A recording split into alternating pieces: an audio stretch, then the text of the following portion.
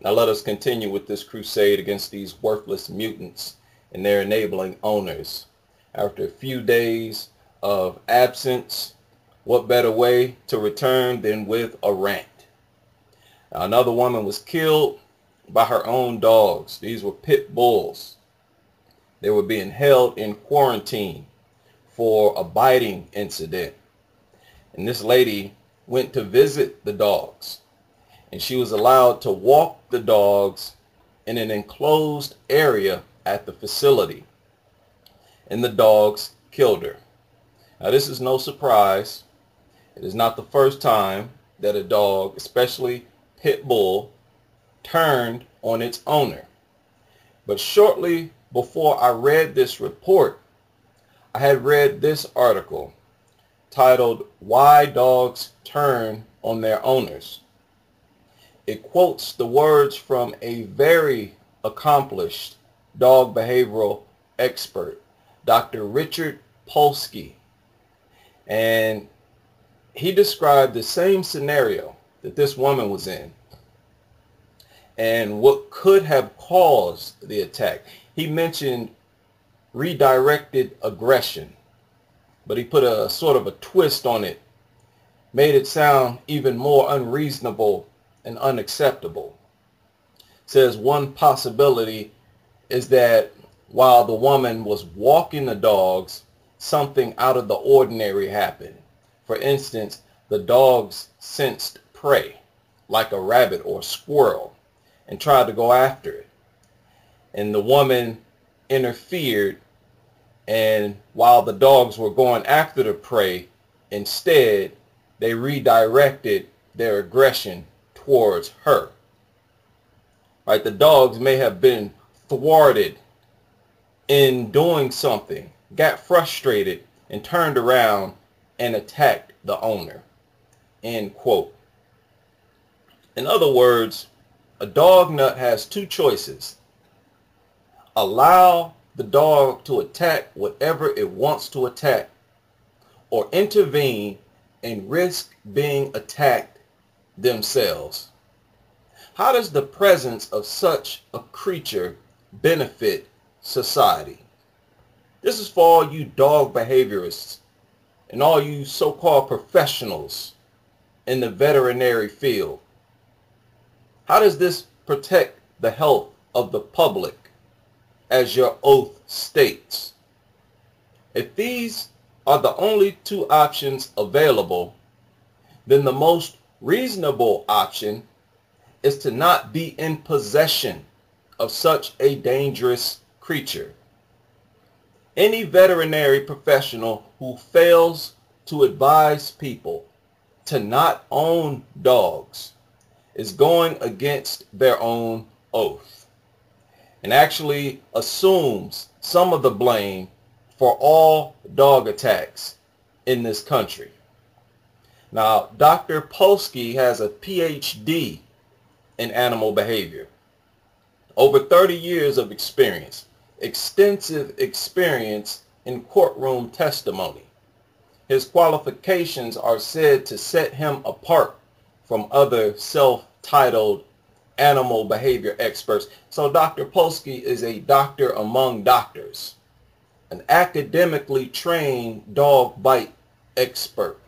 But when you read his writings, you'll notice that his credibility is ruined by his refusal to admit that dogs are too dangerous to exist in our society as pets. There's a section on his website titled Dog Bite Prevention, where he gives advice on how to prevent dog bites on children. And it reads like an incomplete book that fails to reach the obvious conclusion that dogs are not only too dangerous to exist in human territory, but that all world governments should work together to bring about the complete extermination of dogs on this planet. As I've said several times, dogs are the only creatures on earth that do not deserve to exist on earth. Dog bite prevention advice basically instructs humans to augment their entire behavior to accommodate the dog's presence. To treat the dog as if it is your superior, as if you're some sort of slave, to avoid being attacked by the same dogs that they purchase and take care of at absolutely no charge to the dog. Free medical care, free shelter, right? Free food for life. And the people providing all of this, as well as their children, have to behave in certain ways and avoid certain behaviors so that the dog doesn't attack them. What type of person in their right mind lives this type of lifestyle? None. Dr. Polsky gives a lot of advice on this website. And it's hard to believe that he never stopped and thought to himself, this is too much. There are far too many triggers that will set a dog off. Some he even forgot, like lightning. Right? We've heard dogs attacking in response to the sound of thunder. Sudden sounds. Right? Walking. Right? Predatory instincts or components. Riding your bike. Fear components. Bending over to tie your shoe. Standing up to leave the room. Attacks out of the blue.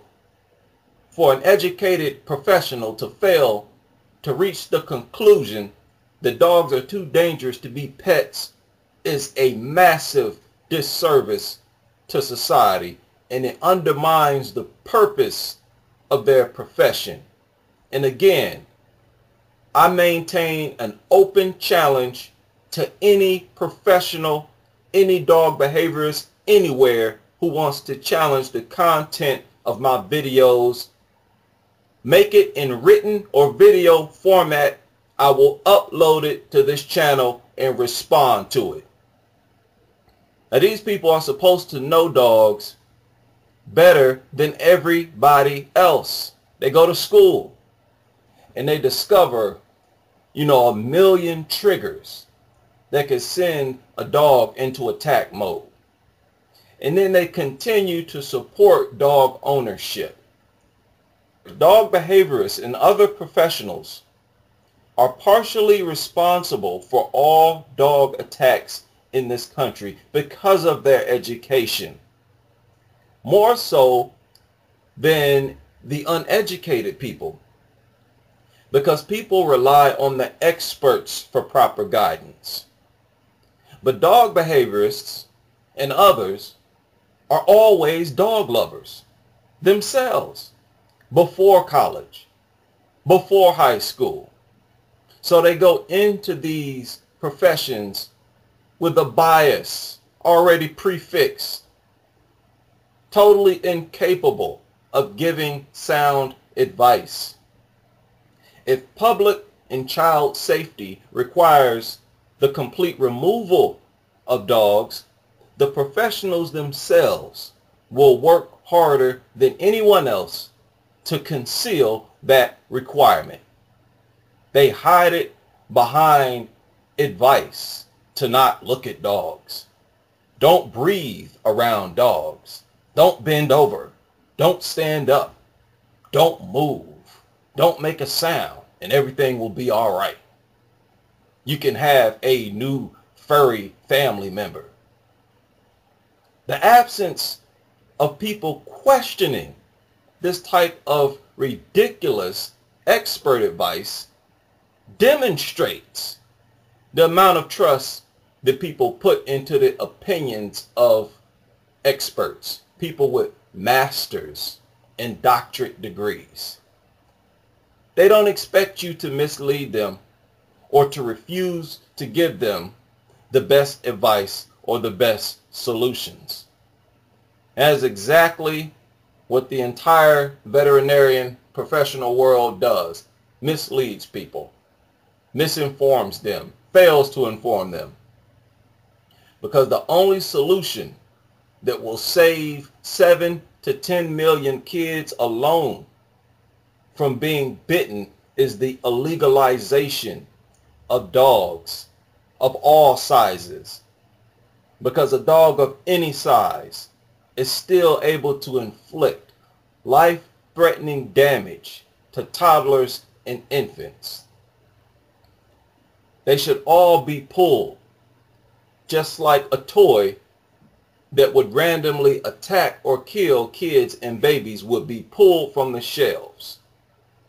The removal of breed-specific clauses from animal bylaw that targets pit bulls and pit bull mixes further proves that we have to fend for ourselves. Despite all the doctors who have given confessions about how dog bite injuries were far less severe prior to the rise in popularity of pit bulls, jurisdictions and cities are removing breed-specific laws left and right. This despite all the excellent work by National Pit Bull Victim Awareness.org. Make sure you visit and join their Facebook group. Despite all the excellent work by dogsbite.org, right? Keep up with their blog. Their website is updated regularly. Despite endless reports, statistics, and confessions from doctors from around the country, pit bulls are being legalized more and more, and breed-specific laws are being removed more and more. Don't wait until you or your family member or your child are in the hospital bed mangled to get informed about what is happening. In a world where the path is for the rich to get richer and the poor to get poorer, the goal is to increase the amount of money being spent on reconstructive surgeries, doctor visits, medications, right? ER visits, insurance claims, etc. Dog lovers are agents of chaos. They are hell-bent on dogs being a continued menace to society, sacrificing child safety, that they're sociopaths who are armed by our laws with deadly weapons. And those weapons have a mind of their own, and it is a deformed mind. Right? Weapons that many of them are physically unable to control. Nobody in their right mind would own a deadly creature that they know full well has the ability to drag them in any direction it wants to go. Only people with mental problems do this, right? Because it might try to attack someone, may even try to attack them, because sociopaths have no value for their own life and well-being. They don't care about their kids or anybody else in the world either.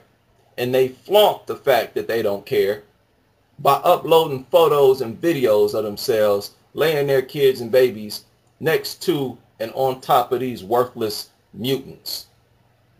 It seems like no matter how hard I try, over 70 plus videos, no matter how hard I try, I cannot fully express how worthless dogs are. They should all be rounded up immediately by the government and added to the meat industry. Just like pigs and cows are bred to be gutted, chopped up, cooked, and eaten, dogs should be given the exact same treatment. Dogs are not superior to cows, pigs, chickens, turkey. They're not better than other animals. They're not even as good as other animals. They're not even natural animals themselves. They are mutants. Any animal on earth, they are worse more annoying and dangerous and toxic to the environment. We have wasted trillions on their existence. They do not deserve to be taken care of by humans. They deserve the status of farm animals.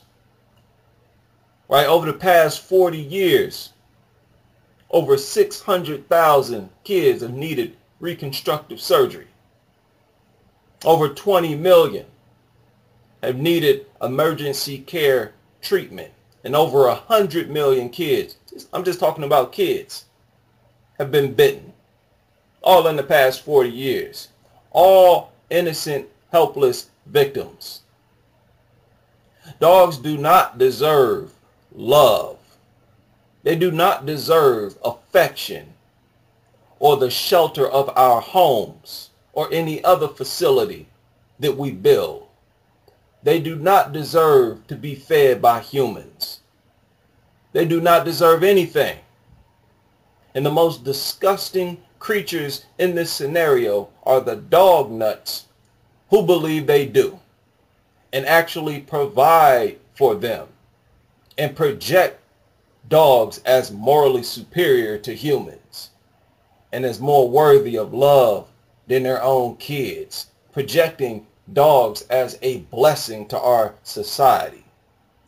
The only thing dogs are capable of being a blessing to is the meat industry, where their presence would at least provide jobs for breeders and butchers and provide food for the less fortunate. People are tired of being terrorized in their own communities, unable to walk in their own communities without having their lives threatened by a charging, barking, stupid, ugly, stinking ass mutt who decides to threaten them or attack them for absolutely no reason at all. I don't want to hear about this stupid predatory component. That's exactly why they should not be legal to own. These are not meant to be pets. People are tired of stepping in dog shit. Tired of our water being contaminated by dog shit. Tired of hearing your stupid mutt barking incessantly throughout the day and night. People are tired of you dog nuts thrusting your stinking, ugly, drooling mutts into our faces. We don't want to see your mutants with a smile on your face as if you just know we're going to be just as obsessed with these creatures as you are. Always trying to force people to tolerate the physical violations of your food-obsessed mutts that won't stop bothering and violating people until they give it something to eat. Because that's all they're looking for. They want to see if this new person is going to give them something to eat. I don't interpret this retarded, obsessed behavior as affection. They are always hungry. They are nothing but mutants designed to eat non-stop.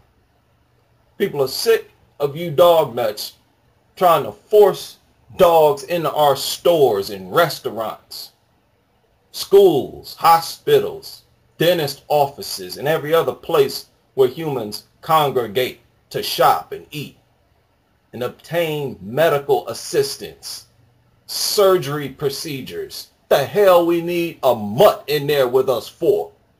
You people are deranged, crazy, obsessed.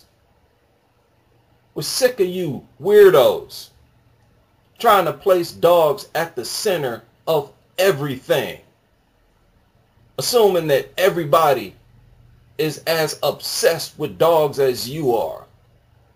Just because you are nasty enough to eat food prepared and kept in the same room as a bacteria, germ-infested, feces-infested, dander-emitting mutant does not mean you can bring that filthy mutt into restaurants and expect everybody else to be okay with it as well. We're tired of you dog nuts trying to turn our society into an animal territory, into a giant toilet, trying to force dogs down everybody's throats. You are annoying, degrading the status of humans on Earth to the point that our territory doesn't even reflect the same level of intelligence as a lion's territory or other animals' territory that do not allow dogs in their territory. Lions would not treat dogs like family, creatures that have a lifestyle of mauling their young. That is an embarrassing dynamic in human territory and shows how shockingly low of a sense of child protection you have among so-called most intelligent species on Earth. Hopefully, one day, this truth will resonate through enough of the population to change the culture and remove the presence of these creatures in our society so that we can evolve like we're designed to do.